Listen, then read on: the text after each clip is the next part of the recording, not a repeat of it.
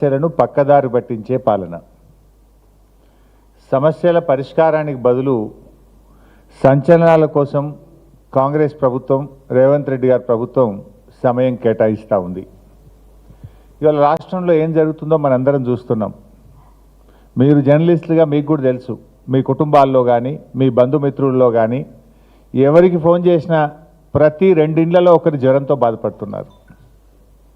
ఈ రాష్ట్రంలో జిల్లాల్లో కానీ గ్రామాల్లో కానీ హైదరాబాద్ నగరంలో కానీ ఇవాళ విష జ్వరాలతో ప్రజలు అల్లాడుతూ ఉంటే ఈ ప్రభుత్వం మాత్రం ప్రత్యర్థుల మీద విషం జిమ్మేటువంటి కార్యక్రమానికి రేవంత్ రెడ్డి గారి ప్రభుత్వం పాల్పడుతూ ఉంది.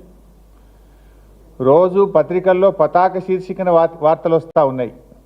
డెంగ్యూతో ఒకే రోజు 5గురు మరణించారని, డెంగ్యూతో ఈరోజు ఒక పత్రికలో చదివాను 3 మరణించారని, 4 ఏళ్ల చిన్నారి చనిపోయాడని, ఒక ఇంజనీరింగ్ విద్యార్థి చనిపోయాడని. అంటే పిట్టల్లాగా ప్రజలు రాలిపోతూ ఉంటే విషజ్వరాలతో డెంగ్యూ, మలేరియా, చికెన్ గున్యా వ్యాధులతో గజగజలాడిపోతూ ఉంటే ఈ ప్రభుత్వానికి చీమ గుట్టినట్టు కూడా లేదు.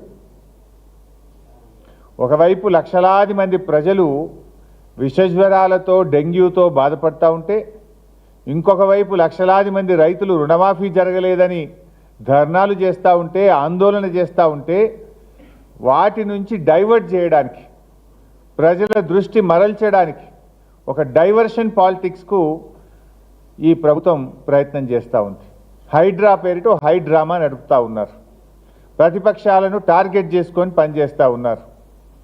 ఇవాళ మా పల్లా రాజేశ్వర రెడ్డి గారు వాస్తవానికి ఆయన ఒక ఉద్యమకారుడు, నిక్కచ్చిగా నిజాయితీగా తెలంగాణ ఉద్యమంలో పనిచేసినటువంటి నాయకుడు పల్లా రాజేశ్వర రెడ్డి గారు.